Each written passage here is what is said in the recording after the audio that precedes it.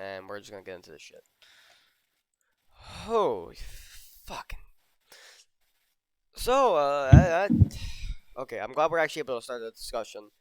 For fucking Trials and Tribulations, that took way too long. That worked. Did you just curse right at the start of the video? Yeah. Now you're gonna get demonetized. I already know I'm gonna swear on this video. Yeah, but you just have to not swear at the beginning, and then you won't care. I can edit it out. This is gonna be a controversial video. I mean, controversial discussion. Everybody's gonna be mad at my takes. You know what, Ruben? I'm glad to have a different opinion, even if it does piss me off. No, I'll try to be as civil as possible and let you say everything you need to say, and even if we disagree and debate it. Right off the bat, I'll say this: this is my least favorite game in the entire series, with some of my top rated favorite cases in the entire series. Yeah, I know you've played pretty much all the games except the investigations games. Yeah, and Professor Layton. Oh, right. Yeah, right. I can't. I mean, I'm not gonna get into it, but I just can't get into Right versus Professor Layton. Yeah. Anyway. I guess for this discussion, do we want to just start off with go case by case, or do you want to do it any differently? Let's do it case by case. Okay. Yeah. First case. Khan, you want to start off? Sure. Should I describe my feelings for the game overall first, though? Sure. Well, I guess we already know Ruben doesn't like it. It's my favorite, and Khan. If not, somewhere between. The whole series, or just in the original trilogy? For me, whole series. Yeah. I've only played 3 of them, so I do think it's the most consistently good. I probably like it more than... Yeah, I would say it's my favorite of the trilogy, but 2-4 is my favorite case ever, so... No. Yeah. Yeah, that's a... Yeah. But yeah, so 3-1 is the flashback case with Mia, where it's her, I think, second case ever. It's with Grossberg. My bowels are hurting, Mia. My hemorrhoids. Yeah, well... There's a case where young Phoenix is on the chopping block for murder. Well, we all think of College Phoenix. Yeah, COVID Phoenix. That P doesn't stand for Phoenix. It stands for parrot, right? Stands for peg. Stands for prick. Stands for puss. Yeah, stands for pegging. Yeah, no, he's kind of a little bit... Trying to be funny around here. Yeah, no, that's, college. I will say, especially if you consider Apollo Justice in the later games, Phoenix's development from fucking College Phoenix to Apollo Justice Phoenix is astounding. Interesting. Well, I mean, I'm gonna have to... The development alone from College Phoenix to just Phoenix and Trials and Tribulations is a lot too, but especially Apollo Justice. I'm gonna have to play Apollo Justice to know the context for a lot of these things. Right. Although Joseph does not recommend it. Well, you should play it. It's good. Apollo Justice is good. Play it. It's really not. You know what, Con? Maybe you two should play it together. Maybe. But yeah, 3-1, introduction of one Dahlia Hawthorne. Ruben's favorite character in the entire series. Don't even joke about it. If you want to get into it now, it's kind of your biggest reason for... I think we should get into it after all of we go over the cases in general. I'll get into one thing about it. I hate that she loses here. It doesn't work. It does not help her character in the future. Yes, she gets caught. Because it doesn't help. It does not help her character for her to lose here.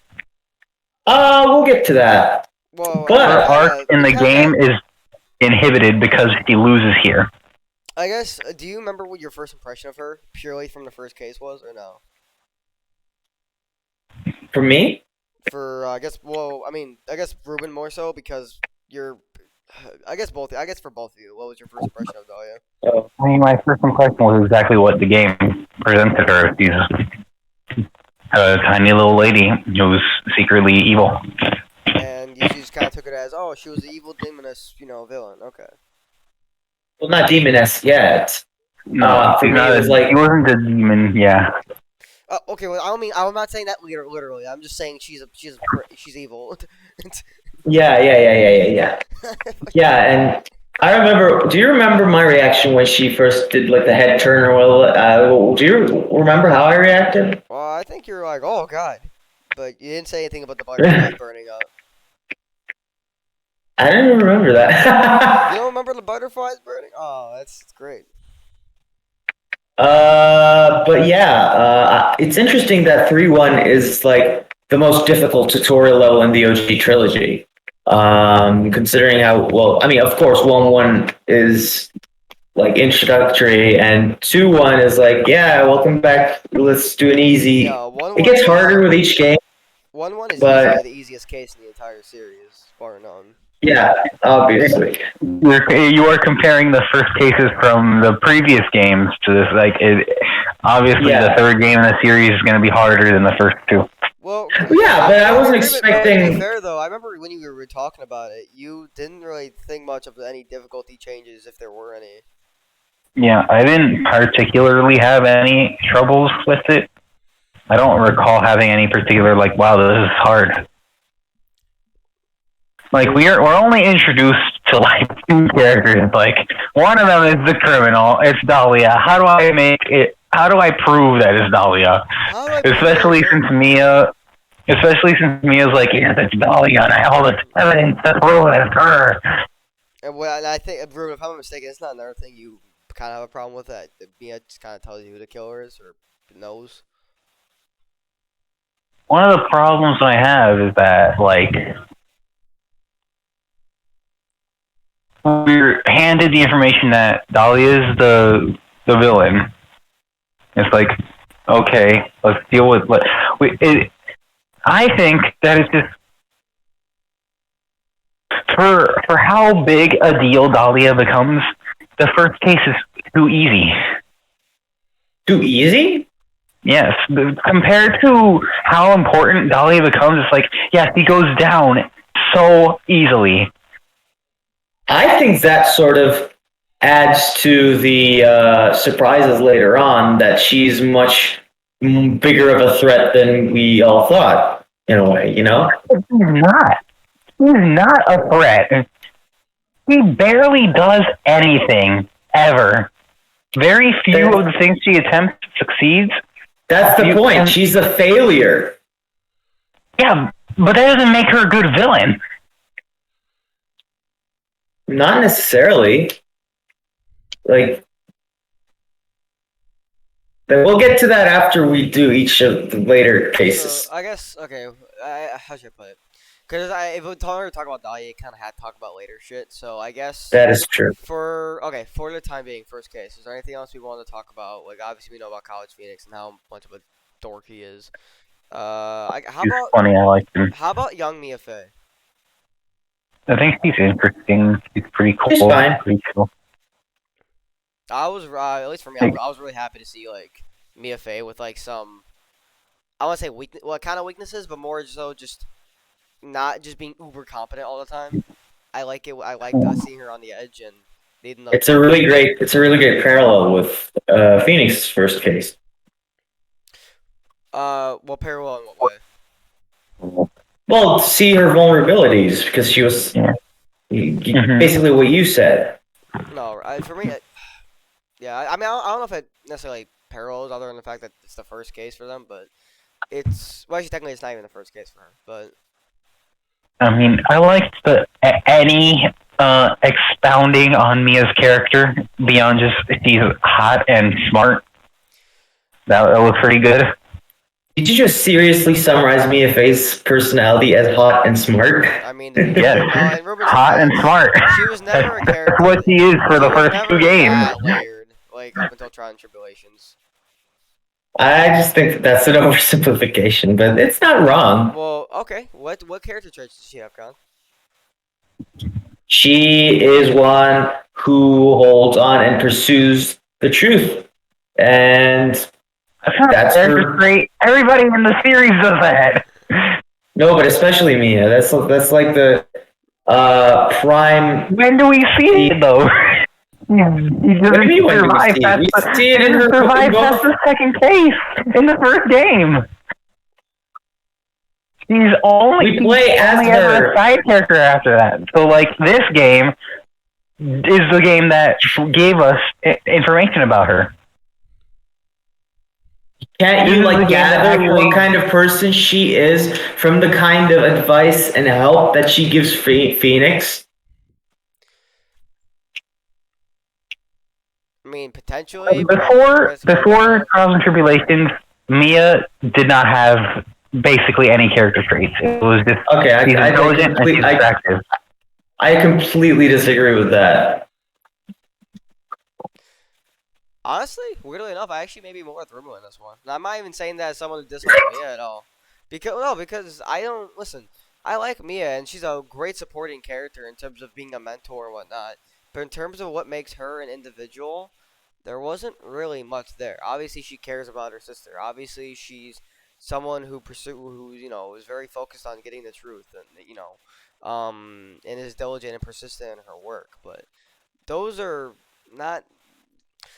How should I put it? There's a way to put this that doesn't, undermine those things. Those are all great traits, but there's nothing, honestly, unique about them. Like, there was nothing unique about Mia. Like, yeah, she was, like, particular about those things and taught them to Phoenix. But once other characters start getting those traits, there's nothing unique about her until, like, Trials and Tribulations. Mm-hmm. I mean, she's barely in the first game, because in the first game Maya's really struggling to channel, so she's only there a little bit. Second game she's there more in the second game, but like the third game is the one that's like, here's things about Mia. I guess the first game established she's pretty good with children. They did? Oh yeah, in the first game? Yeah, remember the friggin' right. Because of the kid with the camera. Yeah, but I mean, but again, it's like, it seemed like she was almost not like a Dave's Pick and but she seemed mostly perfect in the first game, and I'm glad Trials and Tribulations humanized her a bit more. Yeah. I have to step away for like 15 minutes. I'll be back in a little and as fast as possible. So like okay. 3, 2, 1 break. Boom. Okay. We are okay. And alright.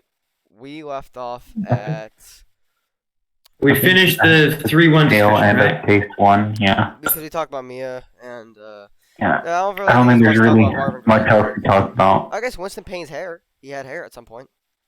Yeah, apparently so. And then it's gone. Bye. No. Yeah, honestly, that was Winston Payne at his best, honestly. Quote. Yeah. Yeah. It was a big rip to Mr. Payne right there. No more hair for him. Winston Payne at his best is an oxymoron. True. You know what? Poor guy. Are you ready to move on to the second case? Yeah. All right. Now, the second case is Mask to Mask, correct? Oh, I love that case. This is one of my favorite cases in the entire series. Nice. I adore it. Everything about it is great. Thoughts on Desiree? Desiree is hot, and I want her to step on me. Yeah.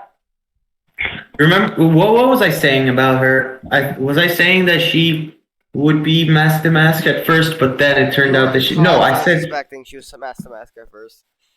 What, sorry? You were constantly suspecting she was Mask to Mask at first. Yeah, but later on, I was like, I don't want her to be Mask to Mask, and then she ended up not being. She's like one of the sweetest characters in the trilogy. Yeah. there's something like you feel like it's so sus for someone like her to be with someone like Ron, but it's so refreshing and sweet to see their relationship. Desiree's hot. I want her to step on me. Ron is also hot. I want to step on him. Okay, Rubus, what you're telling me is that would be one of the best threesomes you can think of. Oh yeah. All right. Well, I may or may not only agree with one of those statements on a character being hot. I mean, God bless you, Con. Thank you. Anyways. Wait, it echoed from your mic, didn't it? Oh, I can mute it. It's fine. There was silence. I think Ron's a good defendant. I think Desiree is definitely a good witness. Well, actually, she's technically not even a witness. She's just a supporting character. Yeah. Honestly, we were talking about how we could potentially turn Justice for All and Trials and Tribulations into a movie, and if a Trials and Tribulations movie, I was thinking would go similarly structured to like Godfather 2, with like Mia doing her stuff and Phoenix most of the time doing his stuff, and I was imagining Phoenix's stuff would begin with a really flashy and amazing mask to mask sequence. Yeah, I think that would be so amazingly cinematic. Speaking of cinematic, Luke Atman. Pretty cool. Luke Atman, I think he was a good villain. I think he's a great villain. He was super intelligent. He was a genius, pretty much. He stages the crime to cover the second crime.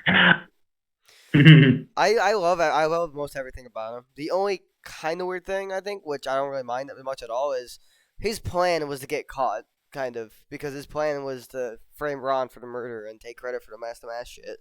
Well, that would still imply him going to jail. Like, obviously, it's way better than fucking going to jail for murder, but it's kind of weird that was his plan from the get-go to get potentially caught for that. I'm trying to remember. I think he was wasn't he like trying to get caught as Mask to Mask so that Ron would get caught for being like the real Mask to Mask he used getting caught as Mask to Mask as a fucking alibi. Yeah. That is so genius. He's a pretty cool guy. I think that the idea was that Ron had to go down for something. The idea was that he was gonna kill the guy because the guy was blackmailing him, right? That was what Luke Atman was doing. He had to do that, and he needed a way to not get caught for the murder. So he used Ron DeLight because he was blackmailing Ron DeLight. So he was like, I'll just use him as the escape. Yeah, fuck him.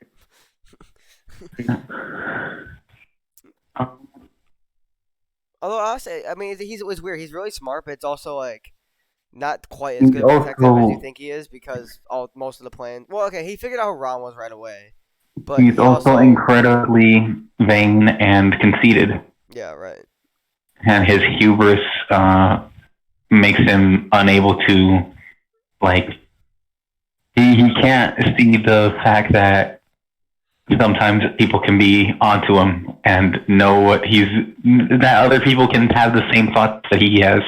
So in a way, he underestimates Phoenix in that way. Which is weird because he's one of the few villains that he generally compliments Phoenix. Like, he's not mean to Phoenix at first.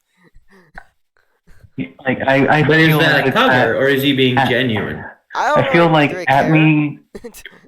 Atman probably. I think Atman considers himself like the smartest person in the room, no matter what. And since Phoenix is like catching onto his plan and unraveling it, it's like, oh wow, that guy is actually pretty smart. I gotta respect it. Fuck him, but I respect it. Like the interaction is, I'm look at me, ace detective. I'm Phoenix Wright, ace attorney. I'm Maya Fey, ace medium. I'm Pearl Fey, ace cousin. Like, I love that dialogue. like He's a funny guy. He's funny. he's just straight up entertaining. Yeah. Hi, Joe. Also, in this case, he's not a super huge deal, but Adrian Andrews. Oh, He's here again. I didn't even think we were really done because I had more to talk about. Honestly, we can talk about Adrian, but I had more to talk about anyway with the case. Adrian true. Andrews it's really nice. It's really great to see her. Yeah. Really great to see her after 2-4, where she's went through so much shit back. She kind of comes out a little bit content, you know. Yeah, it's very nice to see that. I think that also helps with the timing of the case. If it happened, I think at the perfect time in the game, where obviously it couldn't be the first case or anything, but it happening second, where it's like, you know, case wise, it's Adrian Andrews still very fresh in your mind. She would be either way, but having like it's practically like right after the second game, you actually get to see this shit with the Mia case being the buffer. Mm-hmm. I'm just happy that Adrian Andrews is happy now. Yeah. And she's not so fucking stuck up and obsessed with like work and revenge and seriousness anymore. Mm-hmm. But I didn't really think about it. That pretty much sums it up. Case 3-2 has a lot of characters involved that are not witnesses. Like both Adrian Andrews and Adrian, I think Adrian Andrews was a witness. She was talking about the Korean Village exhibit. I do not. They're like, hey, tell us about the fucking pot, because she's the one who breaks the pot and she has to repair it. No, I remember that, but I think so we find that out in court. Well, we discovered that investigation with the pot though, because we used a Cyclops on her. Yeah. In court, obviously it was Gumshoe. Then did we use Cyclops on Desiree? No. No, she didn't have any secrets. No, because she was telling the truth the entire time. She's so sweet. I'm trying to think. Okay, so obviously Gumshoe. Then I think it was Luke, and no, it was Luke Abney who testified, and that's when we incriminate him. Then Ron DeLight testifies at the end of day 1 to try and convince people he's Master Mask, but we prove him wrong. I thought that Adrian Andrews came between Gumshoe and Atme, because Atme is like, no, I'm not going to fucking court. I'm investigating. I personally don't remember that, but because I don't think he had any problem testifying. Honestly, I remember he was gone for a little bit during the investigation, but I don't think he had any problem testifying. Con, do you remember Adrian testifying to anything? I don't think she did. Not particularly, honestly. Most of my memories from her testifying comes from 2-4, probably. All right, let me. I'm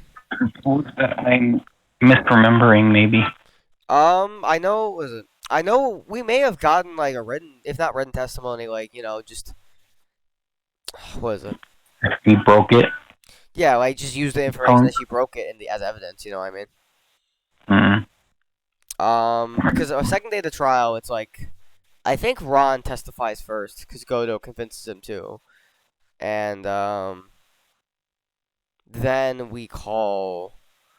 And then we're like, you idiot, you didn't do that. Get out of here. I want to say we don't call Larry, but I'm trying to remember. No, Larry did not testify. Because I know he's like a part of the case, and his like account is just important. Informing us. So I think quite literally to have Ron testify, and then we go right to Luke again. So it's literally just Luke and Ron the entire game, practically. I see. I can double check that right now, but I'm almost positive it's just those two. Which is fun. I mean, we don't really notice. Like, I mean, you don't think about it, but yeah, it's weird. That's one of the few cases that only had like 2 witnesses, despite being like a full-on thing. Yeah. There's also some foreshadowing in this case for the future. Foreshadowing. What are you getting at, actually? Well, there's the statue. The statue and the sword. You mean Nami face statue and the Shishito? Yeah. Oh yeah. I forgot it was used in both cases. Well, I mean, they're two separate statues, aren't they? No, No, it's the same statue. it was the exhibit was the Korean like mysticism exhibit thing, and they had So they moved the statue from there to Hazakura?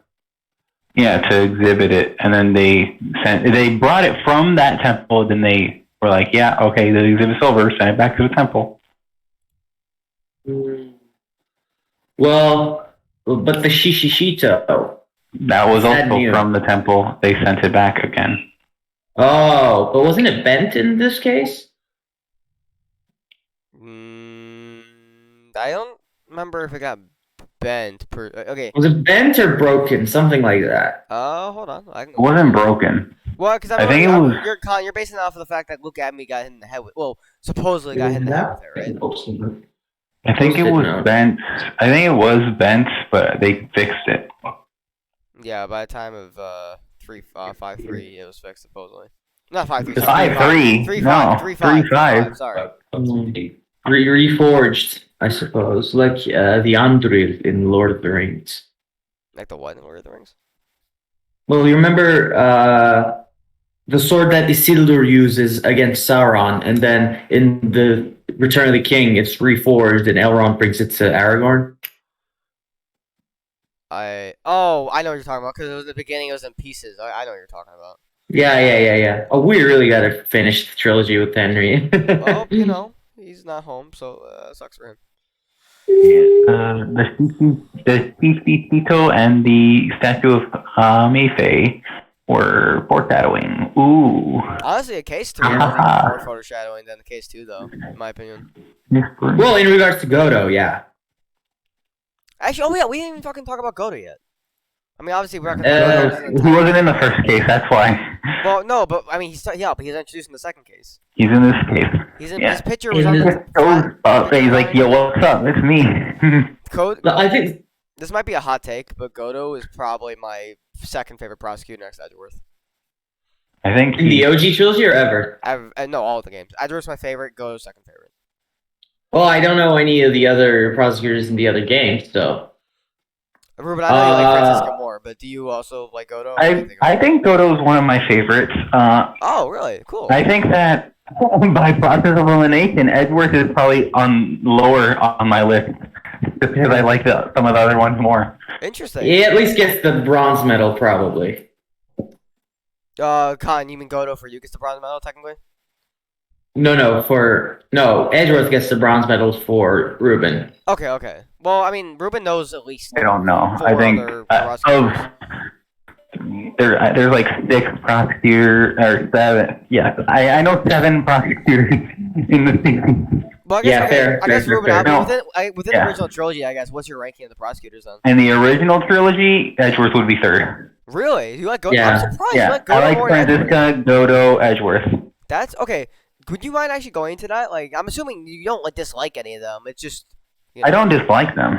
Okay. What do you like? What do you like about Godo then? I like his personality. He's very charismatic, and his presence is pretty forceful. Oh my, yeah, okay. Ruben, I didn't realize we had something on this game that we 100% agreed on. Yeah, I fucking love Godo. Godo's great. So cool. I really like Godo too. I love his song. His theme is perfect. His theme is sexy as hell. Yeah, we found a really cool cover of it by Noble Demon. We posted it in the videos already in the chat. I haven't seen it. Share it with me, but it should be in music chat actually. Actually, you know what? Everything about Godo is so good. Everything about him is so good. Like, I like I like the way he just drinks the coffee, and everything he talks about always goes back to coffee. It's always about coffee. No matter what he says, he goes back to it, and it's like, the thing about coffee is that this cryptic metaphor that you can kind of relate to coffee, and everybody's like, "What the fuck are you talking about?" Yeah, but the question is, do you prefer Francisca? Yeah, I do. Okay, 100%. Yeah. Honestly, I might, from the 3 of you, I think Godo I might like Goto a little less than either of you. Oh, I mean, I kind of already knew that. Well, I knew you liked him less than me. I didn't realize Ruben liked him so much, but if Ruben likes him more, and that's true, you definitely like him less than both of us. Like, Uh, I love Goto. Don't get me wrong. I love him more than Francisca. I think. Sorry, Ruben. Edgeworth is my favorite personally. SME.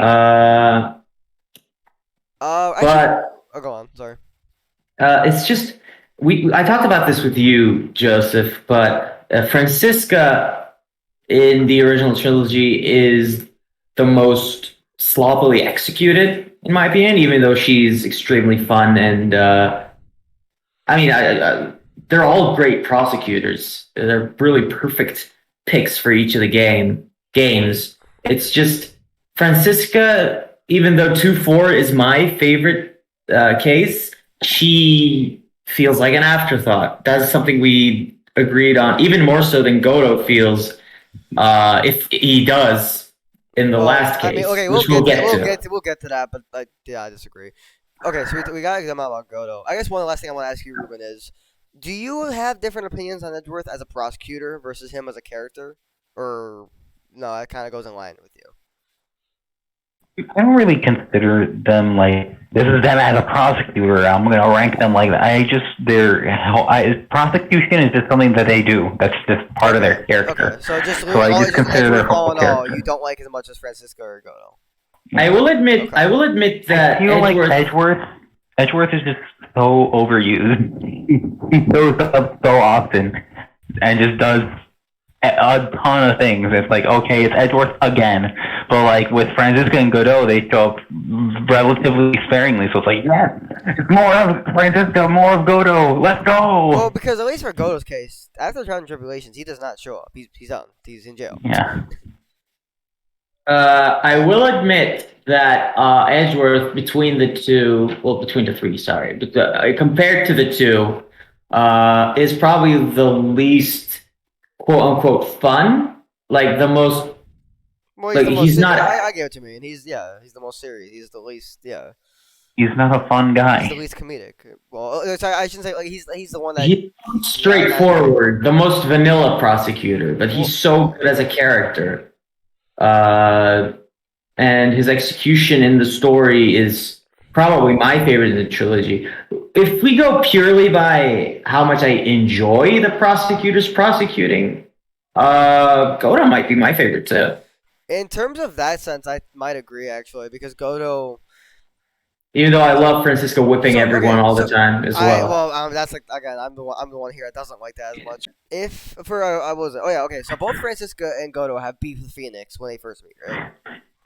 Mm-hmm. With Goto, it was a weird combination of I understand he hates Phoenix, but he's not annoying about it in the slightest. And I know, like, for the most part, Francisca isn't either in terms of hating Phoenix or anything like that. Other prosecutors are later on, who I'm not gonna say. But Goto it's weird. Like I know he hates me, but I can't help but love him. And he's very like he'll take jabs at you all the time. Like sounds like something you do, Rich, right? Like he'll constantly like fucking throw you under the bus. But he's not like he's just chill about it. He's like you said, charismatic. He does it so smoothly and it flows into just conversation. Instead of just making like, oh yeah, Phoenix sucks. By the way, like. The whole vengeance angle with him, I'm going to get my revenge for you killing, well, not protecting Mia enough, at first really rubbed me the wrong way. Which is why he... Well, I think we should talk about his motivation, like, at the end. That's true. Really important. I'm getting ahead of myself a little bit. Something to say about his process, like, Godot as a prosecutor. But it is established that he has beef with Phoenix. Even at the start. Even though Phoenix doesn't know why. Phoenix has no idea what it's about. Yeah, it's just that I do battle with you. Yeah, it's just I feel like his mysterious aura set up this kind of expectation in me that what could he be feeling? I just realized that's another parallel of Phoenix with Goto. He's like Phoenix, similar to Phoenix rising from the ashes. Goto came back from the dead. Mm-hmm. Like a phoenix rising from the ashes, he came back. Wow. Man, defense teams really have a habit of just doing that. Yeah. And we'll get to Yeah. Phoenix does that as well. Everything, Case, but yeah. everything about Godot is so like well planned, well designed. So he's just great. Like my favorite animation of his is how he gets the coffee that slides down the table to him. Yeah. Like it's like It's like a invoking bar. the imagery of at the bar. Yeah, when a barkeep just slides a mug of alcohol to the patron in like a western. Godot is definitely like Godot embodies some milk, like western chocolate. Godot embodies like the idea of a westerner. Yeah. Oh shit! What about a? Godot is a cowboy. Let's go. You know what? I would love a western. Bar in the saloon. I would love a western style Ace Attorney game. Oh, the Old West Ace Attorney. Honestly, I don't know if I'd be interested in that for like a whole game, but maybe it's like a. I mean, that would be the exact same time period as or close to the same time period as the Great Ace Attorney. Except, would it? Oh, I see. Yeah. Wait, hear me out. Hear me out. Diego Armando's ancestor as a fucking a Western style Ace Attorney. What about the cowboy guy in Russian? Do it. Well, Jake Marshall's ancestor could be there too, but mostly Godot's ancestor. The Marshalls, and the Armand. Oh my God! No, hear me out. Francisca's ancestor and Godot's ancestor, opposing each other. Yo. One focusing on the whips, the other focusing on the saloon angle. You know what I mean? Okay, you know what? Never mind. I'm down with this idea now. That'd be cool. Yeah. There's something about Godot and his prosecution style compared to Franziska and Edgeworth. Whereas Edgeworth and Franziska will we have our case, this is what we're arguing, we're building off of it, and if you try and attack it, we'll break your arguments down. Godot is different. Godot does not care about his case. He doesn't give a single shit about his cases. He only is there to mess with Phoenix, and he shows it because he constantly throws away his own arguments. He's like, oh yeah, well, whatever, prove it, fucking you fuck, prove it's right, prove it, Porky. Yeah, prove something. I think Joseph was talking about that, how each prosecutor has a different approach, different style. Yeah, Godot's approach is just to debase Phoenix. Yeah, it's two things. A, he's just fuck with Phoenix however he can, regardless of what it means. Yeah. B, I brought this up several times. I think I've brought this before. I think he kind of is more acts more like a defense attorney in the way he prosecutes, in the sense that he plans some shit in advance, but for the most part, he's willing to go with the flow and just change shit up, like Ruben said. Fuck his case. Mm-hmm. He'll argue different shit if it means fucking with Phoenix, giving him a hard time, and also potentially proving the client guilty or proving the defendant guilty. In a way, that's the most practical way to prosecute. That's like the way to find the truth. It only works from the prosecutor's perspective. Like Godot's perspective, method only works because of the way that the system is in the Ace Attorney universe, where it's the defendant is guilty until proven innocent. If it was a situation guilty where the until defendant someone else is guilty.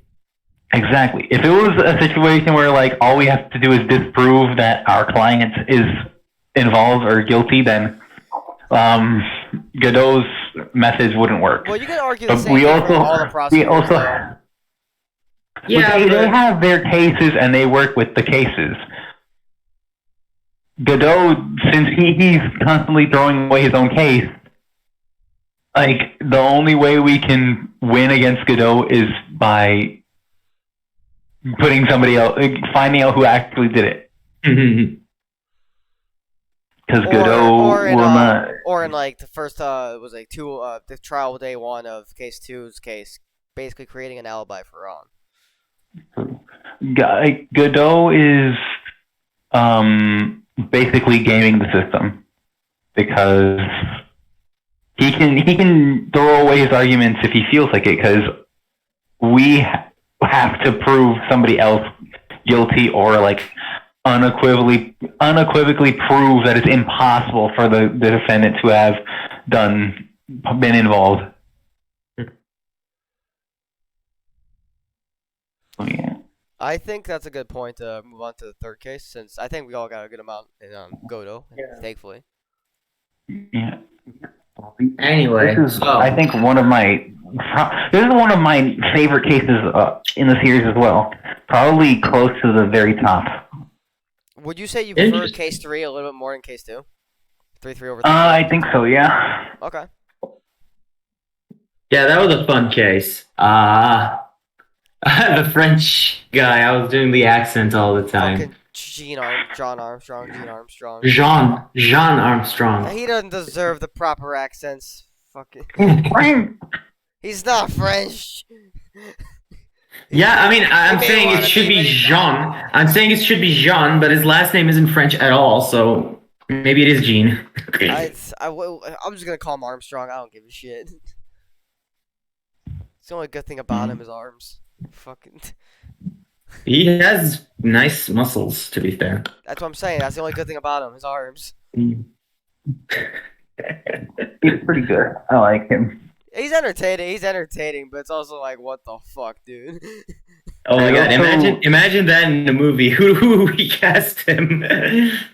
You know, I'm thinking of the guy from Moulin Rouge that plays the director, not the director, the organizer. Jim Broadbent? Huh? Jim Broadbent? I don't know his name. I don't know. I don't want to. Maybe, but he's like really old now. He's like, okay, maybe not really old, but he looks really old. He's 72. We're not gonna get into this now. If we go into a casting discussion, that's gonna be a whole fucking. It's fun. It's fun. We have a casting discussion for context. We're not doing that now though. Yeah, sorry, I love doing it. Let's go. That's my thing. I love doing that. Maggie Bird was there. Yes. Cotton and I actually. Okay, I think we're in agreement on this. Maggie Bird, at first she's cool and all, but at some point I kind of don't really like her anymore. She kind of turns into this. She kind of turns into a piece of shit about Gumshoe and everything. Yeah, he's pretty unreasonable when dealing with Gumshoe. But so we're all in agreement on that front. All in all, I like her just because she's that photo with the legs. A mess. She's a mess. I like the conclusion of the case and how she's acting, how she comes around. I like how she is at first, but considering a big enough portion of the case is her beef with Gumshoe, it's like. I don't know, man. It's fucking. Yeah, like she acts like such an ass to Gumshoe for most of the time, I don't hate her overall or anything, but yeah, me neither. It's just like annoying and like frustrating. Gumshoe doesn't deserve that. It's not like you can't see where she's coming from with it, but like it's unreasonable. Well, I can see where she's coming from, but it's also pretty logically fucking like. Yeah, like she's obviously struggling with the fact that she also has feelings for Gumshoe, but can't really accept it. But that doesn't like excuse her being so rude to him. It's like I know it's a defense mechanism, but I don't know. It's just I kind of wanted someone to rip into her more about it. I knew Gumshoe wasn't gonna do it, but like Phoenix or Maya, I wanted one of them just fucking like. Give you rip into her. Yeah, the most either of them say is poor Gumshoe. Well, no, not even just that. At the end, Maya's like, "All right, Maggie, what the fuck? Like, what are you doing? Why are you giving him such a hard time?" Yeah, Maya should have said something. Her out she says in that. the game. Say that again. Maya just turns around and starts cussing Maggie out in game. Yeah, right. Like Maya's the first one to swear, and we're just like looking at her like. What? No, even better. Have Pearl do it. He's 8 years old and full of rain. No, I mean, okay, Pearl wasn't in the case, but if she was in the case, oh yeah. Also, we didn't really talk about Pearl so far because she hasn't really made much of an appearance yet, right? He was kind of in the second case, and that's it. Yeah. He was like, "Hello, I'm here because of the exhibit. I'm leaving now. Whoosh. I think I am lost. Was it Maya and Pearls who were the sidekick in the second one? I mean, Like in both. mostly. Oh, actually, like there's one thing I want to talk about. Go back to second case. I'm sorry. And it actually does involve both Maya and Pearl. So when Phoenix decides to take Ron's case, Pearls gets all pissed and runs off, right? Yeah, because he thinks that Ron is guilty. Well, she feels like Phoenix is betraying Maya by doing so, though. Yeah, because wait, why was that? Why does she think he that? thinks that Ron stole from Kurain. Yeah. Oh, I see. And when Phoenix asks Maya about it, she's like, "No, I'm okay with it. I trust you, Nick." That I don't care what anyone says. That's one of my fucking favorite moments, showing their development as in their relationship between the two. Which you're gonna hate the anime then, because the anime changed that. The anime changed. I went off. Maya get upset too. I mean, I gotta like see that in context. Maybe they just wanted to create conflict for the episode because that's exactly like really important. But maybe it's not earned. I gotta see it for myself. It's not earned. It's the exact same scenario, but Maya's just upset now. It's literally okay, yeah. Because no, I know in the anime it's basically like Maya and Pearls run off and they're like, "Oh, let's investigate on our own." And then they kind of talk to Desiree and shit and figure out for themselves, okay, maybe Ron's not that bad or some shit. When in reality, even if they wanted to drag out the conflict a bit more in the anime, they could have just made it about Pearl and not Pearl and Maya. Like Pearl I guess so. Because in the game, like once Pearl's run off, you go back to the office and she's like super apologetic and worried because she pretty much realized Maya was okay with it, and she basically fucking got mad at Phoenix for even though Maya was okay with it. I don't know. I'm gonna have to see the anime to judgments. I wouldn't have minded if Pearls was mad longer. If the anime did that, that would be fine. But the fact that Maya's mad too, after what we get in the game's fucking stupid. No, that's basically all Pearl does in the second case. So we didn't really. That's why we didn't really talk about her. Does she like tag along after that? Yeah, but she doesn't do anything. She just comments on things. I don't even think she channels Mia. That's Maya in the second case. Interesting. Because actually something I do want to bring up, since we're talking about second, third, and eventually fifth, they actually progressively use Mia in the current timeline less and less in terms of helping Phoenix. In the second case, she helps him literally once, and it was like for a small thing, right? In the third case, the only thing she helps him with is the only thing she helps him with is what's his face? Victor Kudo. Kudo? The old man. And then in the fifth case, she didn't help at all. Like, obviously she's there, but she didn't actually help Phoenix solve the case at all. Mm-hmm. And I love that progression. I think, we'll get to it. I think he was actively lying, like hiding something from Phoenix in the fifth case. She may have been, but I mean, she wasn't. I remember that the Magatama came into play with Mia, so. Was that in the fifth case or was that? I believe it was in the fifth case. I don't know when else it would have been. Well, in Trials and Tribulations at least, I honestly, I didn't think it happened in Trials and Tribulations. I thought it happened in case 2 of Justice for All. Wait, well, are you talking about the Cyclops on Mia? Yes. Yeah, I don't think. Wasn't that like 2-4? 2-4. No. What would she have to lie about? Was it 2-2? It was in 2-2 because she didn't want to reveal the shit about Morgan, I thought. Was it that early? Wow, I thought it was like more recent. Too early. Well, I can look at because we were doing the same thing to Pearl. We're like, I have the Magatama now, haha. But anyway. I remember being in 2-4, but I can. Yeah, it's in Justice for All. Unless it's in both, but it's definitely in Justice for All. But which one? What do you mean, which one? I said it's either. It's in 2-2 in Justice for All. Oh, it's 2-2? Okay. Yeah. Okay, that was okay. I thought it was more recent. That's basically the moment you get the Magatama. Well, I mean, anyway. Okay. With 3-2-3-3. I don't think Pearl's in 3-3. She was in 3-2 for a little bit. Yeah, she's straight up not in 3-3 like at all. Sad. Yeah, well, where was she officially? Back in the village? She was definitely back Probably in the village. Just home. Because yeah. I think in character they were just talking about her being back there, helping getting the items back or just go training or something.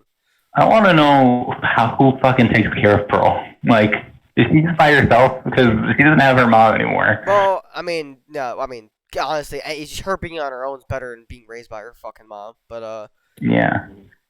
no, I'm He's only assuming like 8 there's at other the adults time. at the village, so I'm assuming they're like raising her. Like even if they're not related, just Mhm. Otherwise, it's Phoenix and Maya.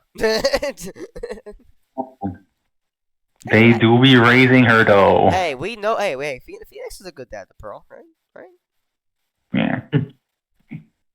New head Anyway. and Phoenix has two children. What is Yeah. it? 3-3. I guess. Where do we want to start with 3-3? 3-3. We talked about Armstrong a tiny bit. We talked about the people at the cafe. We talked. Well, okay. No. We talked. Maya in maid outfit. Let's go. Maya wears a maid outfit. Let's fucking go. Ruben, allow me to top that with Mia in maid outfit. No, I prefer Maya. Oh, really? Honestly, I think Maggie's the best of the three in maid outfit. Yeah, and the maid outfit, the legs. I can't believe that Kudo was like, nah, you don't look good in it, Maya. Fuck you, Kudo. I hate you. Nah, I think that Maggie looks better in the outfit. Okay, can we? Okay, you know what? Who you want to talk about Kudo first, since he's relatively the least significant character? He's funny. All right. He's neat. I love He's his theme. funny, haha. Yeah, his theme is awesome. Dun dun dun dun dun dun dun dun. It's so cool. That's great. Funny that he's just a perverted old guy. Anime trope? What's that? But Let's go. no, he's pretty cool. Like obviously he's not nice, but like He's chill. But he's nice to Mia, He's right? not chill, but he's oh chill. wow, he's so nice to be like. Come on, he's simping. He's not nice. There's a difference. But yeah, no, he's just old man. They didn't even have a job. Doesn't really visit his family much until the ending, where it's like my family gave me a card. It was beautiful. I love how he's like, he just wastes the court's time, but it's not annoying to the player at all. It's entertaining. Yeah. And with Kudo, it's like, what was I gonna say? Shit. Yeah, he's there. He's cool. He gets a lot of facts wrong. But to be fair, he was like at first you think like, oh, he's fucking shot. He didn't know anything. He didn't remember anything properly. But then some of his testimony becomes useful, and that's great. Well, it's not even just some. He was right about a lot of that stuff. It was just that he was watching not the actual crime. Watching Maggie, because Maggie's hot. It was because of fucking Fairy Tigre's like recreation that shit that wouldn't seem right. Yeah. Because I don't think. Speaking of Furio Tigre. Speaking of Furio Tigre, he's pretty cool. Yeah, he's cool. I love Fairy Tigre as a villain. He's great. Yeah. His name is actually Phoenix Wright. Oh yeah, sorry, he's Phoenix. Oh yeah, we even fucking talked about the start of the case about how Fairy Tigre fucking impersonates Wright and being like, I suck as a defense attorney, and gets Maggie proclaimed guilty because of it. Yeah, that was like, what is going on? Which is really funny, but also, goddamn, guys, come on. True. He passed off into court with a cardboard badge. Fucking cardboard badge. Come on. I feel like that's like a maybe How I Met Your Mother-esque embellishment from Phoenix's perspective. That guy looks nothing like me, but maybe in real life it's not. How I Met Your Mother-esque? What?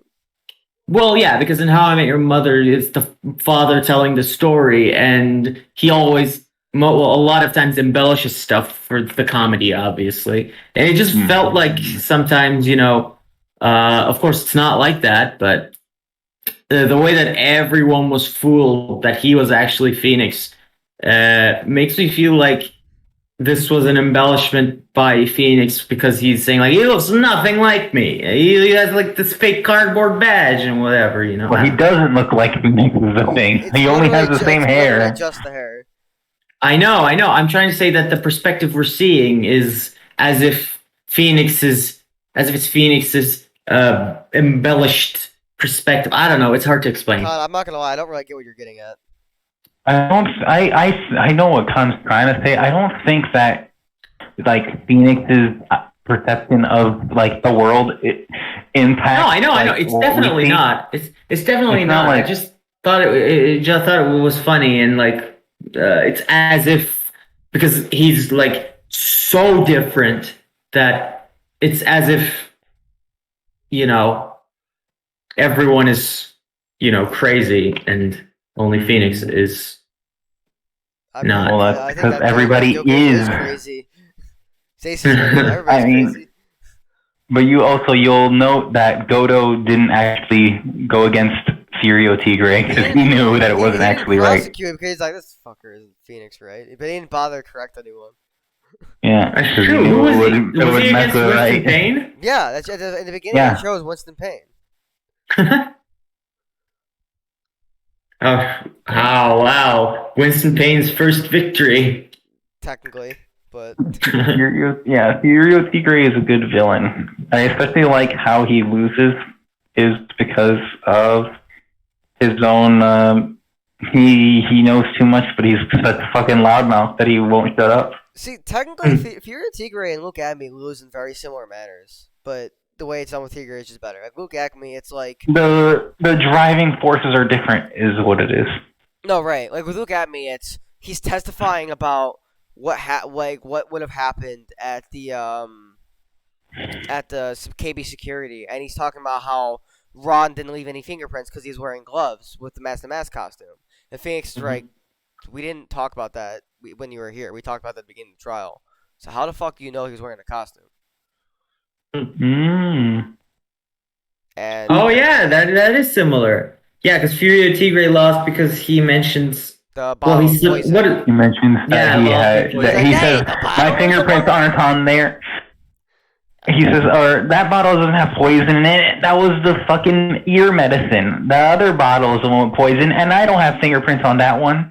And Phoenix is like, you mean this spy? He's like, yeah, that one. And we're like, how and then they're like, well, we only found out that there was poison in it today, right here. And you said that you weren't paying attention to our proceedings. It's like, yeah, you should not fucking know that, G. And Goku's like, how the fuck do you not realize what you just did? And then he does the epic, like, roar and destroys all the lights. Oh, yeah. Foreshadowing again. No, it sounds like you like a lot of this game, except for the last one, or something like that. Except for the major antagonist of the game. Which leads us to 3-4, I suppose, unless we have more to talk about. No, there's still more in 3-3. There's still Viola Cadaverini. Viola's really I like cool, her. I think. She's great. She's very tragic, and I like how she gets at least a little bit of a glimmer of hope at the end when we get rid of Furio Tigre. Yeah, and then we see her in the credits and everything. Yeah, how she said better. Some cookies, tea, something. I like her. I feel like she's very sweet and just a bit macabre is the thing. Well, she definitely has potential for fucking what is it? What am I trying to say? She has a potential for evil because she's raised by the fucking mafia, but also like for the most part, she's just a good person. I think she's nice, and like she's a good person. I don't think she would do like bad things. She's just a very macabre and like what's the word? She's a person who's into like weird stuff and like strange things. How would you like? You know how like a lot of times she like jokes about like putting poison and stuff, right? Mhm. How would you? How do you just interpret it? You just interpret it as like her joking, not actually meaning it, instead of like her like. She's like I will. In that way. She's like April. I think I feel like she thinks that he's funny. That is funny. Yeah. Okay. Our friend April, who loves dark stuff. Okay, April's like I don't think that's okay. I see what you mean, but April's a different kind of. Yeah. Fair. She makes Viola look fucking. You're saying April has darker? humor. Kinda, yeah. But she should be an Ace Attorney character. I think that Never mind. Let's go on. Let's move on. I think that Viola is genuinely joking and genuinely finds it funny to say that. Considering what her environment where she was raised in, it makes sense that would be your sense of humor. True.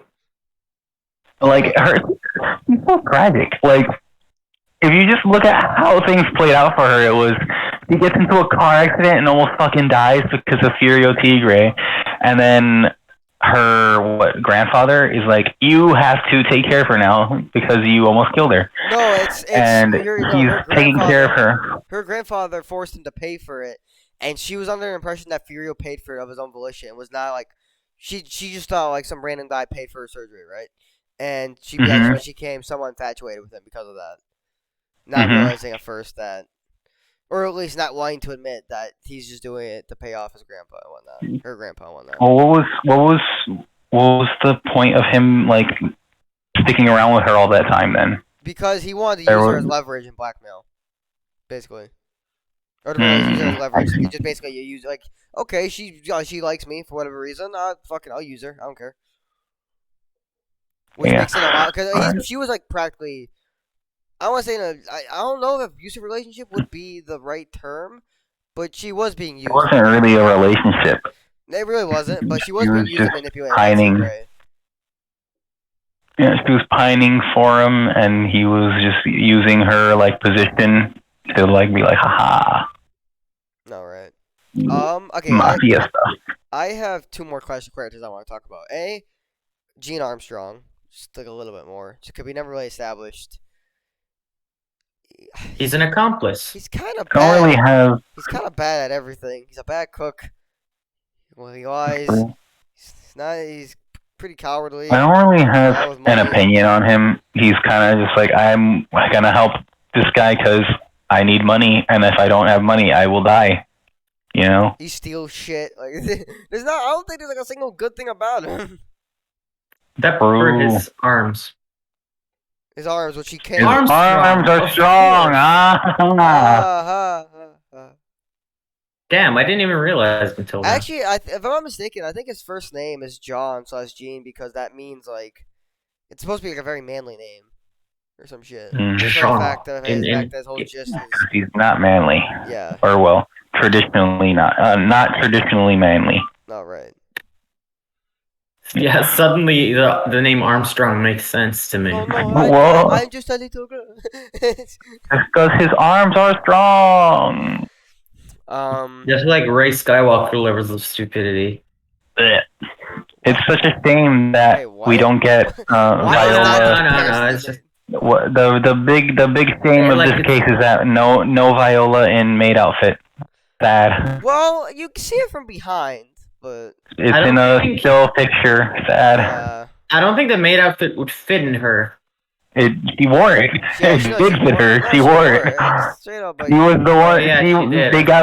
She replaced Maggie so that they can murder Eld. How did they confuse Viola with Maggie? Nobody confused her. The only people who. The only person. Yeah, Kudo was the only one who saw her. Also, this means something. Kudo thought that if Kudo thinks Viola was Maggie when seeing her from behind, this means that Viola's ass is as big as Maggie's ass. What the fuck?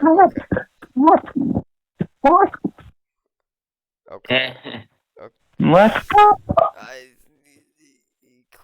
Okay, let's talk. In conclusion, Viola has a fat ass. Let's talk about Gumshoe now.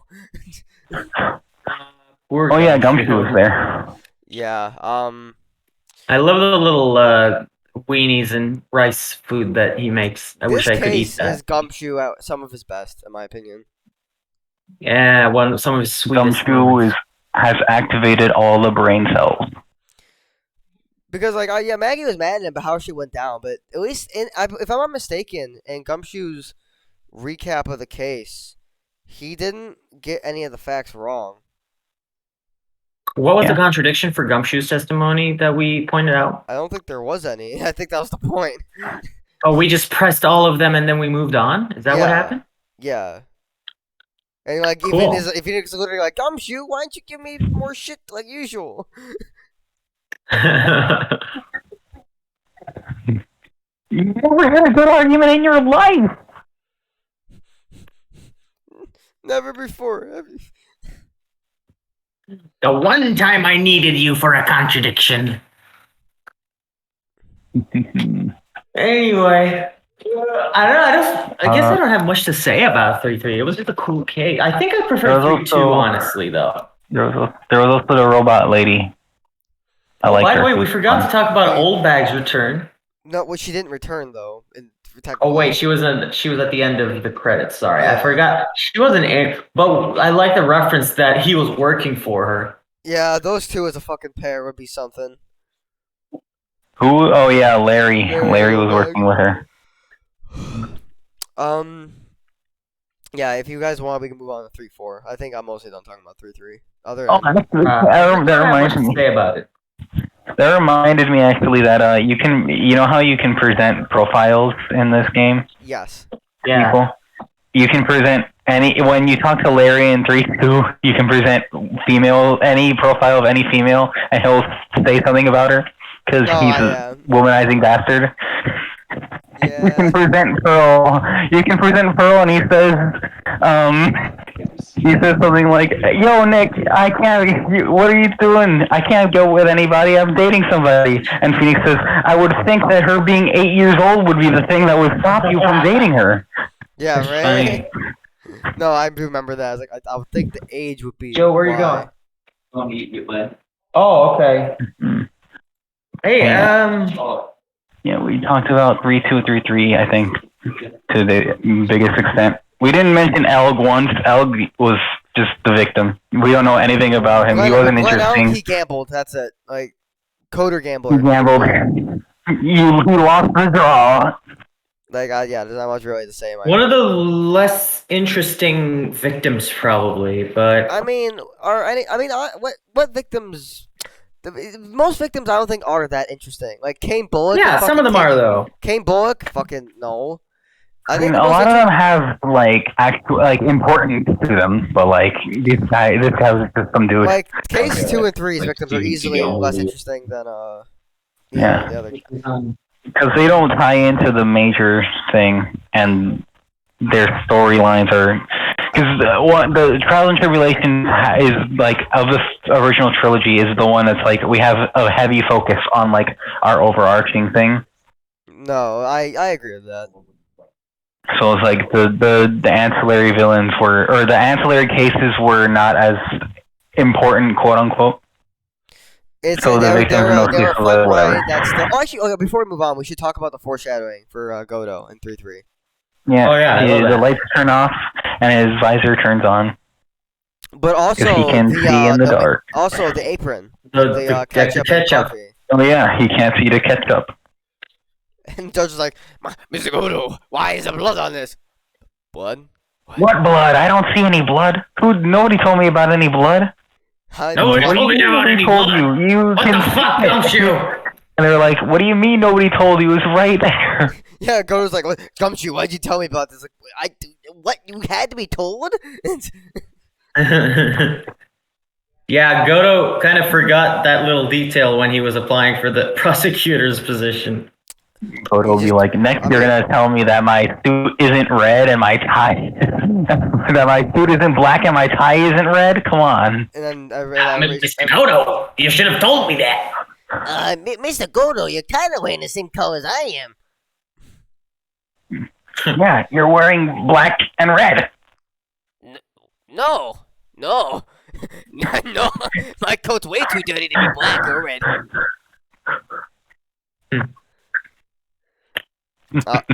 I find it kind of funny. Godo is colorblind. Let's go. Oh, I love how it was revealed that Gumshoe's coat was just dirtied over time. Yeah, it's not just normally green. It was usually beige that turned green. Oh no. That was a funny detail. Okay, I think it's time to move on to 3-4. Sorry, Ruben. Yeah. 3-4. I hate that case. Really? That's okay. Well, I mean, It's Ruben's opinion is so completely separate. I From guess mine. we're bad. now getting into the meat of the problem for you, I guess. Yeah. Hey, look, Oh, wait. it's Dahlia again. I know exactly who the villain is now. Let's go. Yeah, exactly. And but okay, how should we do this? Since I know we're gonna talk about things differently, let's start with a neutral point. Terry Falls. I told the Big rips to my man Terry, honestly. Poor Terry, man. Poor Yeah. Terry. Bro. Okay. So How old was he? he was like 25 at the time of the case. I want to say. Alright. So does that mean that he was 15 when he originally was So put away? when I think it was like when originally he was put away, he was 20, and he's 25 at the time of the trial. I think. I want to say that's how it went, but I could be wrong. I do know there was. Terry. You fool, Terry. You're not supposed to get with 14-year-olds, Terry. That's what happened. Okay. In his defense, and I told Khan this too, I feel like the case heavily implies that he has some kind of mental disorder. True. And with that in mind, And there's also the Japanese age of consent thing as well, right? I mean, Yeah. technically, yeah, but I don't think that's. I think it's more so the mental aspect of it because Vidalia, he was a prime. He was victim an easy target. Yeah, he's an easy target for Vidalia to manipulate. True. And you know, if I don't know how it works, but I mean, I think it's safe to assume if you do have a mental disorder, like let's just say he's on the autism spectrum, right? You're not gonna you don't have the common sense that says, oh, I should not date people this much younger than me. No, that doesn't register. At least in some extreme cases.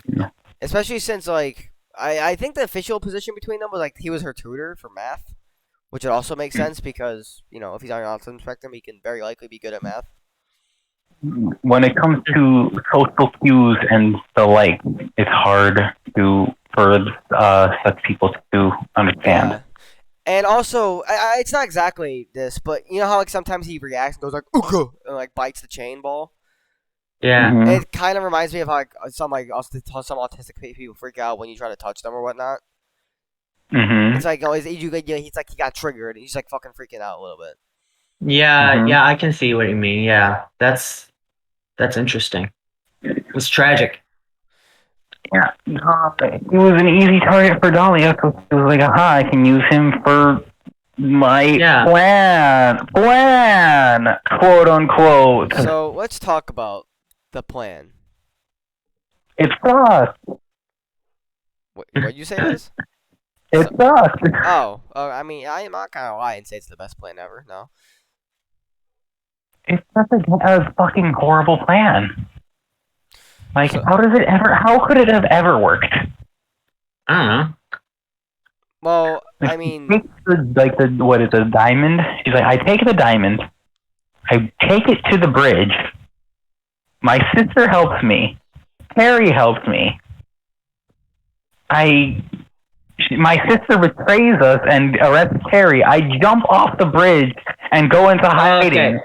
To be fair, she wasn't expecting for her sister to betray her. Well, what was the plan, though? Wait, no, that part was part of the plan where Dahlia had it in plan where Terry would get shot. I don't know if she had it in mind to fucking jump off, but I believe I'm almost positive Terry's supposed to be thrown under the bus regardless. They were supposed to get rid of Terry. I don't know how that was supposed to happen. I don't know why Valerie was like, yeah, I'll do that. I'll shoot some random dude. I'll do this innocent guy for you. Yeah. I don't remember that much, but it wasn't that simple, was it? It was that simple. Wait, I take the diamond, I jump off a bridge with it. No. I mean, Valerie shooting Terry or whatever you said. I don't remember the exact idea was for Valerie to be in the plan. Like, he was helping them. Wait, hold on. Ruben, I actually remember why. Okay. Originally, the plan, I forget exactly how to explain it, but the main reason why they had to, like, resort to the drastic measures they did is because Iris was supposed to help out with the plan, and she never did. Yeah. I think. Wait, whoa. What Wasn't it so, like okay, Cyrus here's is like? supposed to do? I'm That sorry? was so important. What did she have to do that was Okay, so important? hear me out. They never explained it explicitly, but hear me out. Say, for example, Dahlia's version of the plan is Terry gets shot and a diamond gets dropped or some shit. If they already did the transfer, right? If it gets thrown to the river below, Iris could try picking it up versus having the diamond be lost, right? And then the family gets back together. They can still get the diamond, and they can still throw Terry under the bus, right?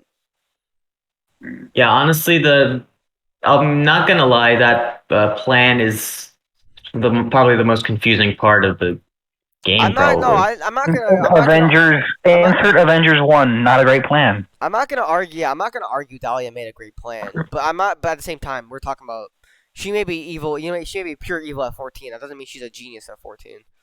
But The thing is that her plans are always terrible. She is portrayed as this person who's such a super manipulator genius who will rip your life to pieces and murder you, and you'll be sad forever. well, in my opinion, She it's barely succeeds doing anything ever. I don't She think gets away with her. the skin of her teeth several times. I don't think her thing is more intellectual expertise or whatever. I think that her danger is more being emotionally manipulative and persuasive. It's not. even in the vein of logic that her actions being illogical, or I should say like something being off logically. She appeals to the pathos instead that manipulates. Absolutely. She even tries to do that with the fucking judge. And kind of somewhat succeeds almost. Yeah. So I do think that manipulate someone. What? You're not a good manipulator just because you make people like you. She kind of is a good manipulator.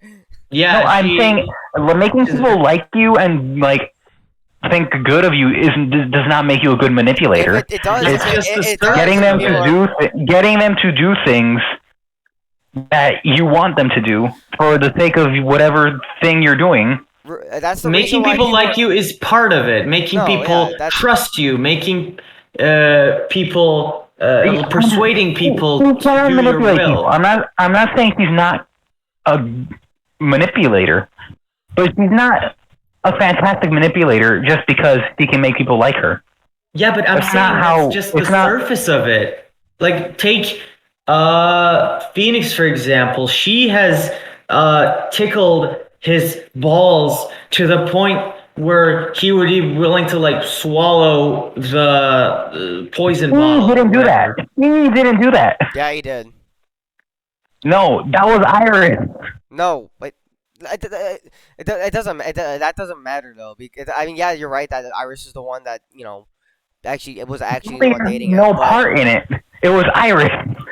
Yeah, but Dahlia was still the one that appealed him at the beginning, and it was still fooling him in the end.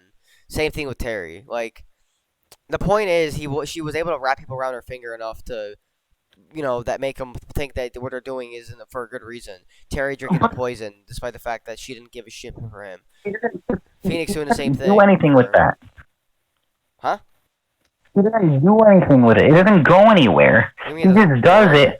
He does things, and then they fail. Yeah, because that was her backup plan. The backup plan was the promise with Terry to make sure that he wouldn't he wouldn't rat her out, basically. Yeah, but like her plans don't ever work.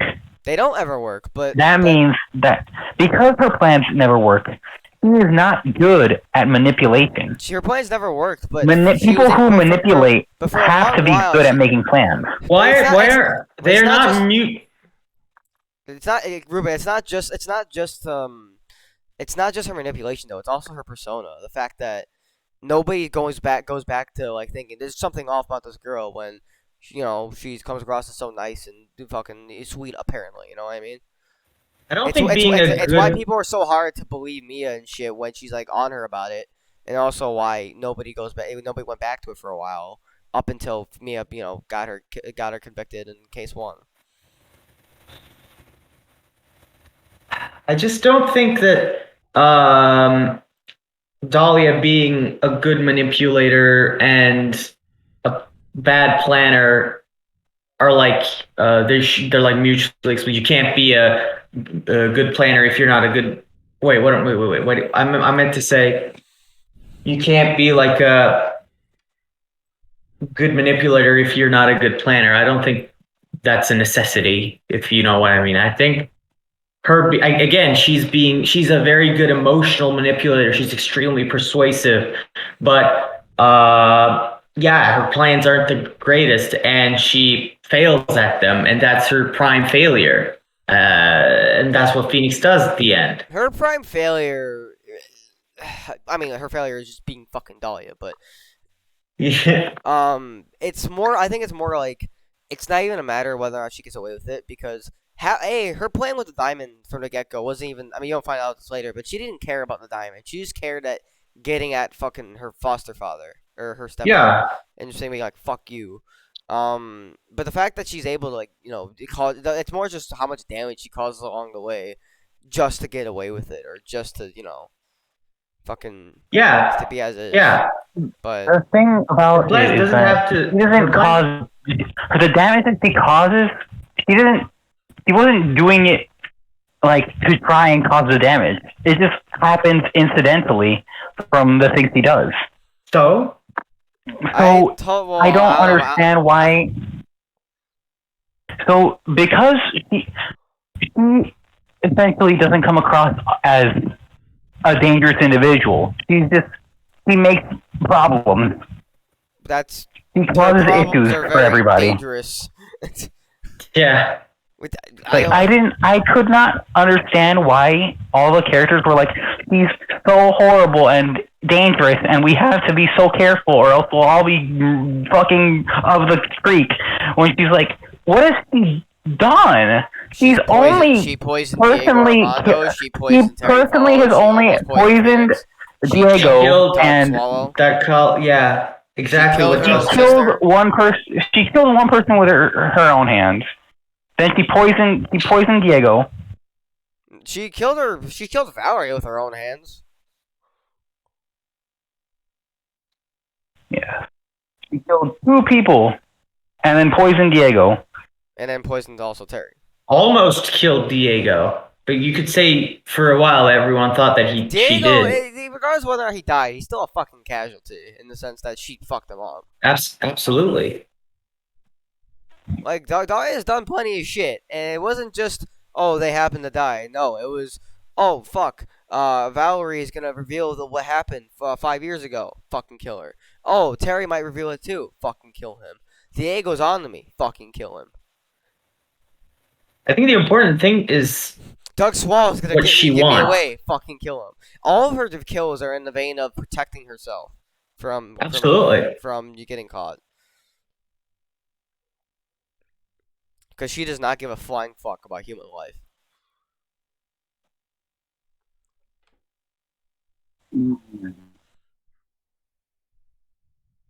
She's not an evil genius. She's just evil. She's just evil. And emotionally manipulative, and that's what makes her dangerous. She would try to do anything to get what she wants, which is protect herself and her. That's kind of like her biggest flaw, how selfish and self-serving she is. But granted, obviously, being a fucking killer is that, but like, there's also the fact that they make a point about it that because she only looked out for herself, she fucking has nothing now. The emotional effect that she has had on Phoenix is also something that should be we should consider. Like, that was devastating for him. Ruben, I'm assuming what we're saying is not going to change your opinion, but at the very least... Yeah, of course not. At the very least, it's a matter of, we agree that she's not a great planner, but we don't care because she's scared of other shit. And fucking has an emotional impact. Honestly. Say that again, Ruben? He's just an idiot. And, like, I don't see how an idiot can be seen as a dangerous person. beyond just I accidentally caused problems. Because in the vein of the characters in the world, she's not really an idiot. It's not really so you don't really notice that / publicly reveal until case fucking 5, honestly.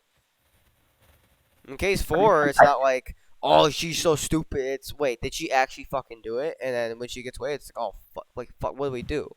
Like, we have to fucking get something on her somehow. The thing is that that's not how it presents, at least when I played it, because you knew she was guilty from the very beginning of the game. We know that she's guilty of everything that she's charged with. Well, but, like, yeah. But it's like, okay, why did she do this? That she's guilty. Why? And then you're like, why did she do this? It doesn't make any sense. It's just causing more issues for her to have done this. She did it. I mean, yeah, I did, but the fact she did it for herself. She did it in the vein of revenge. Wait, that's not smart either way. Revenge for like a lot of the things she does were just her first crime. Her first crime, like I said, was to get back at her stepfather because fucker, she hated him and that she didn't care about her and whatnot. She's like, fuck him, I'm gonna steal his diamond. I don't give a shit. And then everybody was on board because the father, not Valerie Hawthorne, fucking Papa Hawthorne was a prick. And then her other vengeance was getting revenge for Mia proving that she's guilty and leading to her death. Wait, what? Hold on. Oh, you mean getting revenge on Mia in that's case 5? Never mind. Okay. Yeah. I don't know why I thought you were talking about with case 3-4, I guess.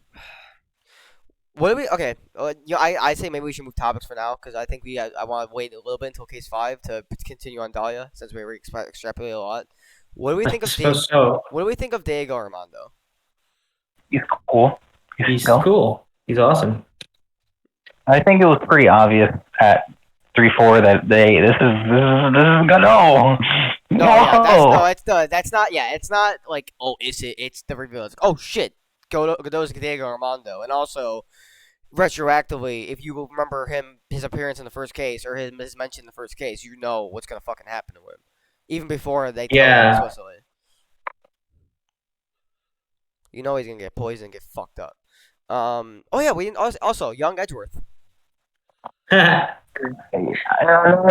this is just Edgeworth goes up again. Woohoo! It's Edgeworth. Great. Now, to me, it was a good way to have both. It was a good way to have the case that will be more difficult than the first case, even though the villain's of the same tier. If you know what I mean, it's because Edgeworth's a much better prosecutor in Pain. He's able to string things along for a longer duration and make things. I get why they did it, but it's Edgeworth again. Like, it goes back to my point when I said before. Edgeworth goes up so much, so often. It's like, it's Edgeworth again. I mean, up to this point though, it's like it's not like you haven't seen Edgeworth in the game at all. You saw him. Obviously, he was the main thing in the first case. Again, and he's gonna show up again in this game for the second time. Yeah, but I mean, it makes sense, and honestly, I think the way he shows up is fucking fantastic. The thing about it is that Edgeworth is prosecutor in the entire first game. He shows up to prosecute in the second game. He shows up to prosecute in the third game, and then he shows up again in the third game for another case. I mean, again, Edgeworth is practically that just means he's more of a main character.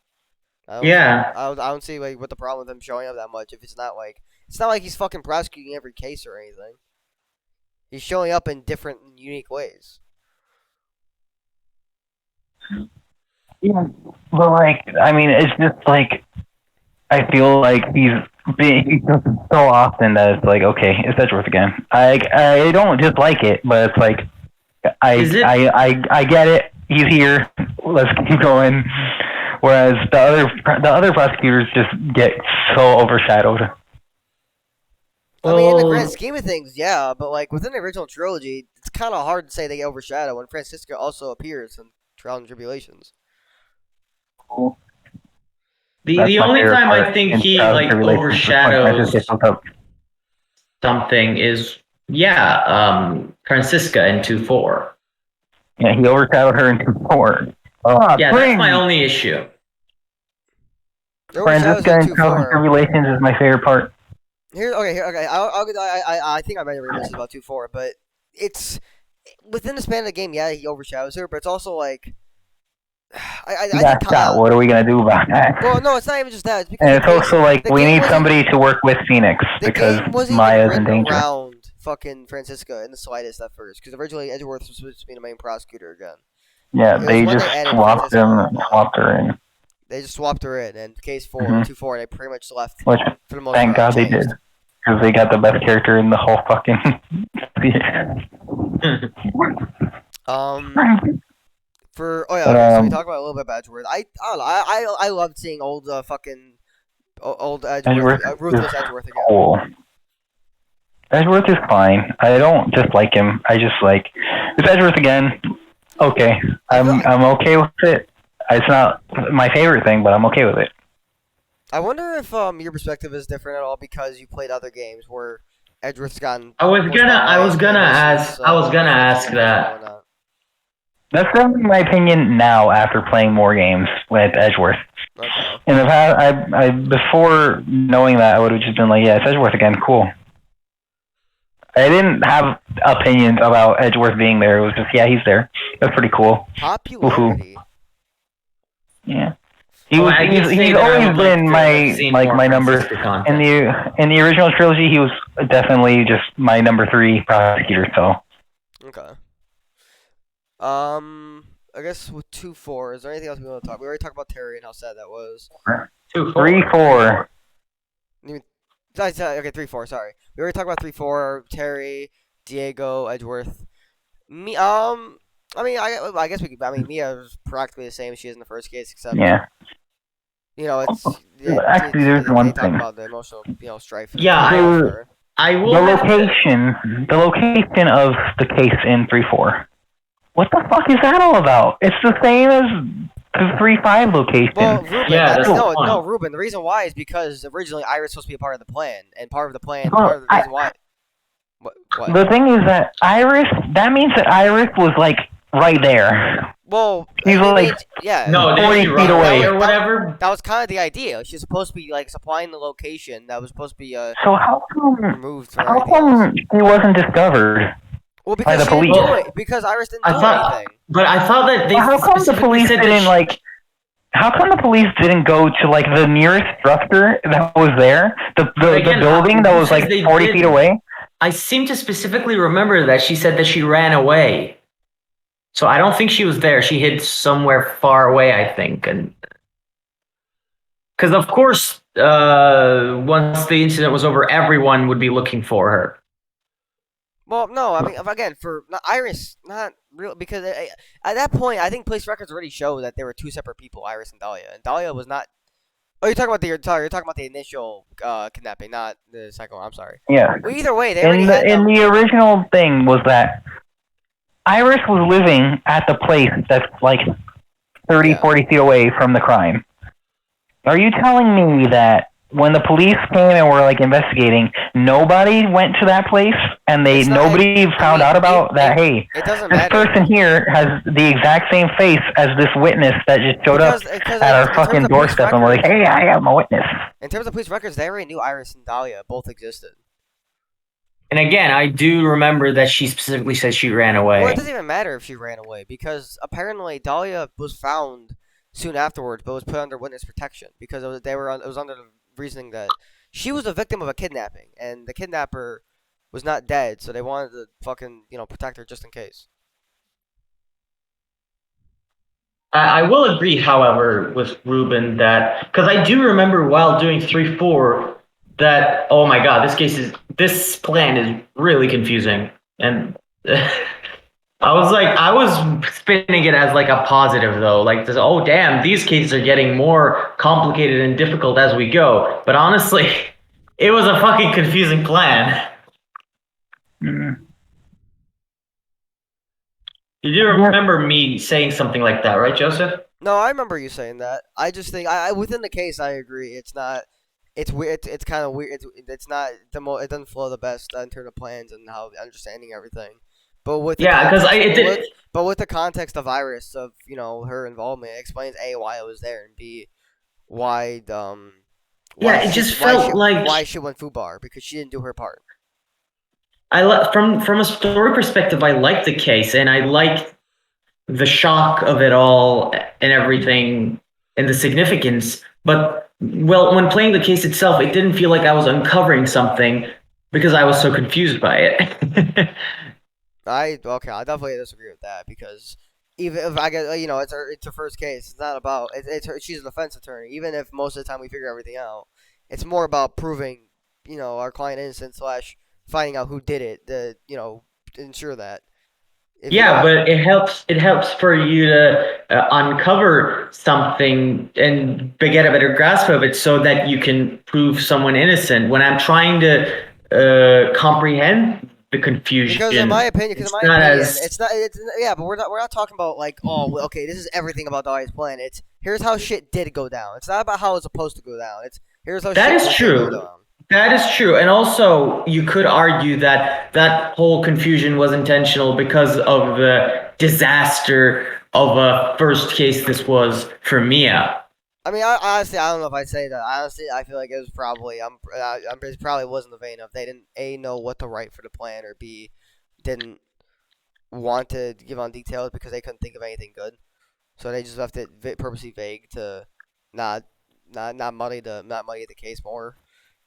Because in terms of like I what actually suppose happened, so. it's just practically all right. The brick exchange. Dahlia jumps off with the diamond. She recovers, gets back. And then Terry's in jail for kidnapping and attempted murder and whatnot. Then he escapes from jail to contact Valerie. Dahlia gets word of it because Valerie contacts her. So Dahlia takes action to fucking make sure Valerie doesn't fucking meet up with Terry. Because I think Valerie said, I'm gonna confess everything. Because she feels bad for what happened. Dahlia fucking removes her and meets with Terry instead, gives him a bullshit reasoning and leaves. And Terry gets picked up by the police later. Yeah, that's the And basics of it. Yeah. yeah, and they accuse him of murdering Valerie because he's the obvious choice.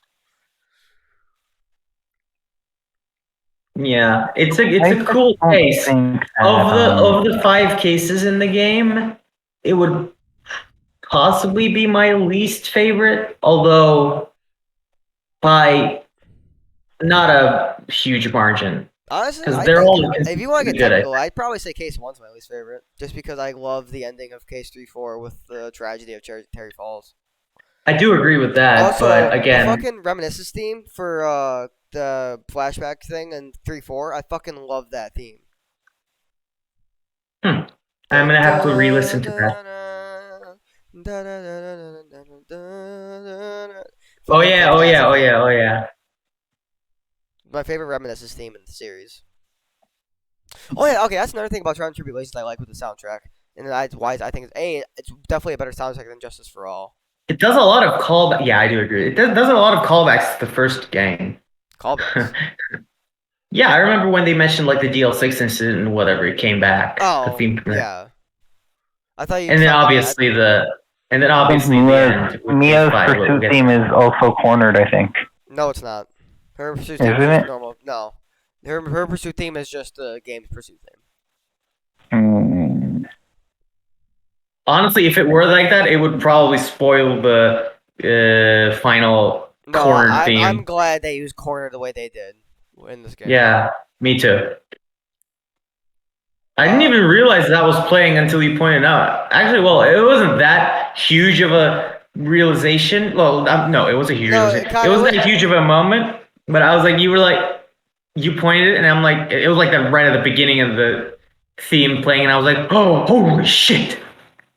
No, that's we'll get to that with Case 5. But with that said, you want to move on to 3-5 after 3-4? Yeah. Okay. 3-5.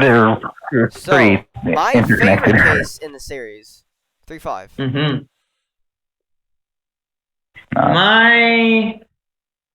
I like it. I don't like it. Yeah, I think I'm in the middle. It's not my favorite, but okay. Here's how I described it to Joseph. I don't despise it as much as I despise like the fourth one. The fourth one was just like don't like that one, but I don't like Case 5. See, for me, I described it to Joseph like this. I thought that deeply appreciated how they didn't try to top the adrenaline and excitement of 2-4, and they tried to do something different. They tried to do like an emotional climax, and it's not like a ticking clock kind of dread. It's sort of like the moment has passed, tragedy has occurred. What are we going to do? Kind of climax, like a Honestly, low point. I don't really give a shit about how the case is classified. I just love Phoenix's progression and his competency in the case. I love the progression of his relationship with people and how they help out.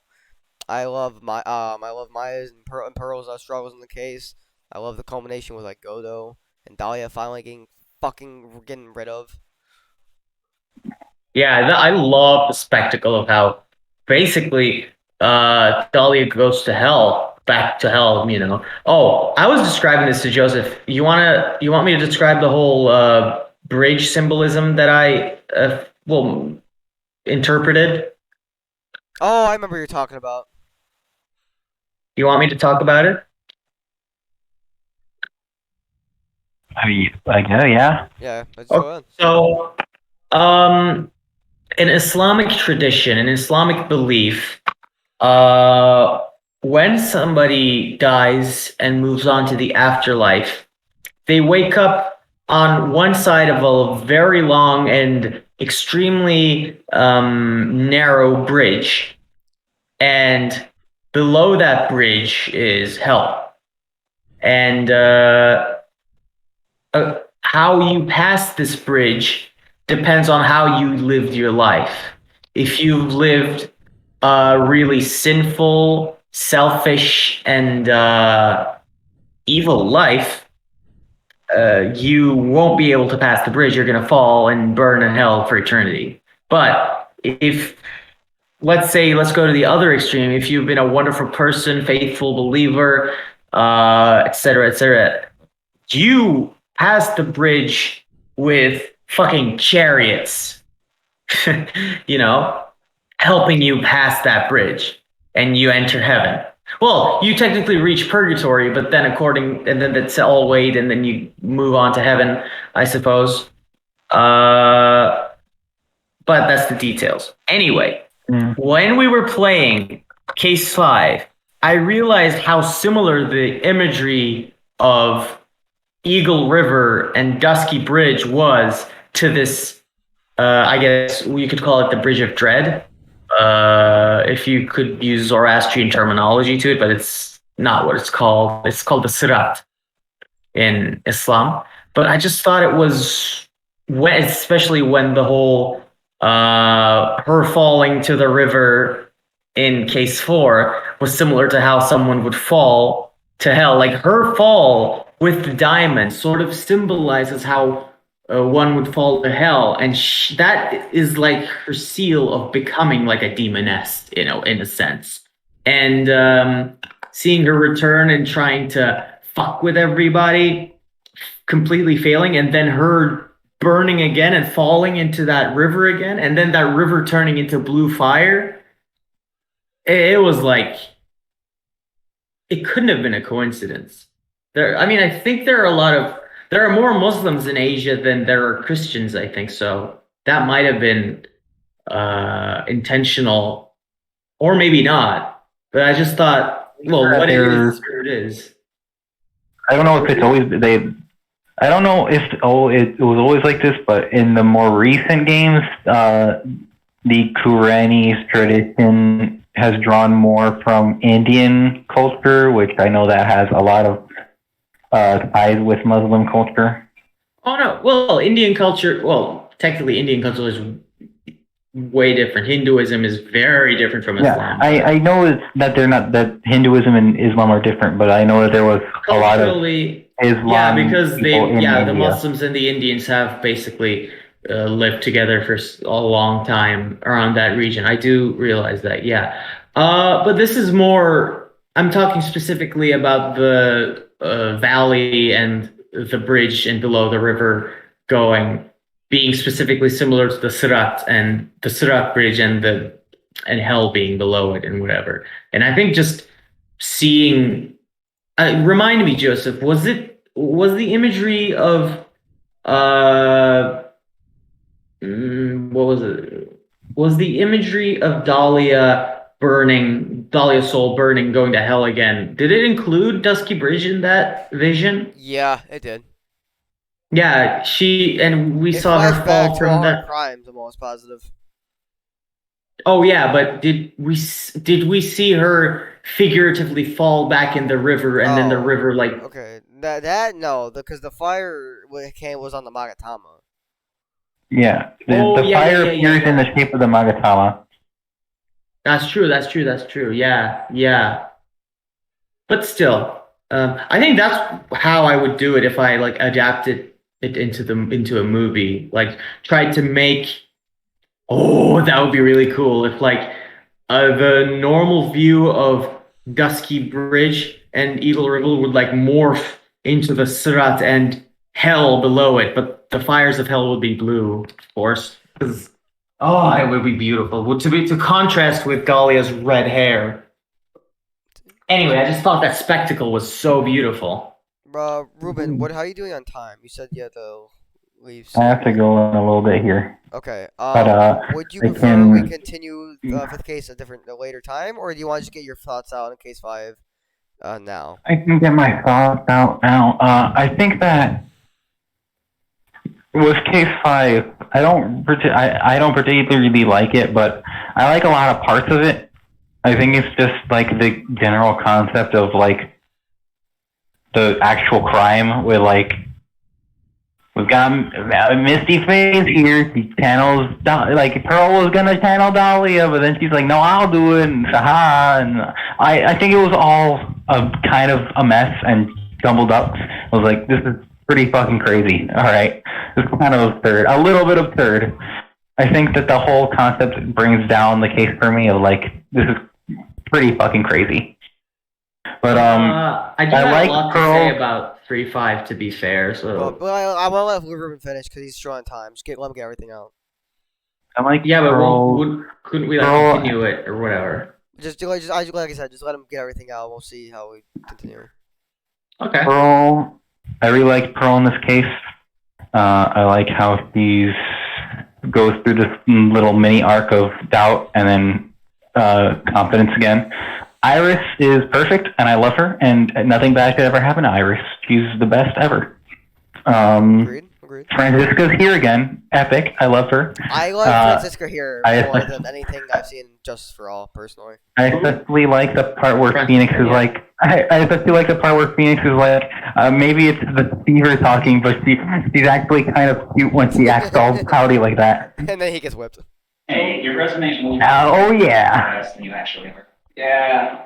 Embellishments kind of thing. And the very end with Godot, I do like that. I think that's pretty good. And Godot's like the end of his arc is phenomenal. Okay, I you know what? The fact that you like do enjoy Godot's arc and whatnot, that at least makes me. I'm glad we agree on that. Yeah, everything about Godot is good. Godot is the best. He's fantastic. No, I agree. I'm glad I'm honestly surprised, but I'm really glad we agree on Godot so much. Yeah. What? Okay. What? It's actually a great way to put it. Is it turning like a linear game? Like basic. So I got okay, and I'm assuming with everything with Dahlia, it's it's same old. Get the fuck out of here, Dahlia. Same old. I don't like it. It just doesn't do it for me. Because Dahlia to me does not read as threatening. I never found her threatening, so it was like this is just we're just cleaning up house. Okay. What else? Oh yeah. We could probably do the fifth case again another time to another discussion for it. Okay. Yeah, I would like to discuss it more in detail sometime. No, that's fair. Yeah. I just want to get some thoughts out, and then we can continue on later. Okay. In that case, if you want, we can end discussion here and then continue off.